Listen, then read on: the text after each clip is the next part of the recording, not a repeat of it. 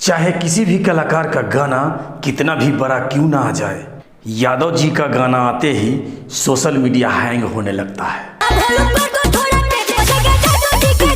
चाहे वो गाना टुनटुन यादव का हो या खेसारी लाल यादव का, चाहे वो गाना प्रमोद प्रेमी यादव का हो या सोनम यादव का, इन चारों कलाकारों में से किसी एक कलाकार का भी गाना आ जाए तो वो हिट हो जाता है। जलवा है इन कलाकारों का। कलाकार छोटा हो या बड़ा, सब के सब रंगदारी वाला गाना गाने लगे हैं।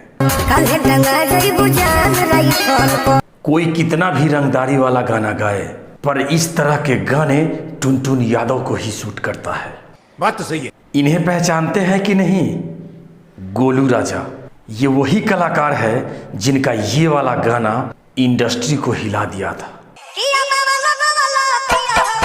ये भी आजकल इस तरह के गाने गा रहे हैं। मैं जब भी रंगदारी और गुंडागर्दी वाला गाना सुनता हूँ, मुझे यही चेहरा याद आता है। ऐसा लगता है जैसे इस गाने को भी टुनटुन लाल यादव ने ही गाया हो।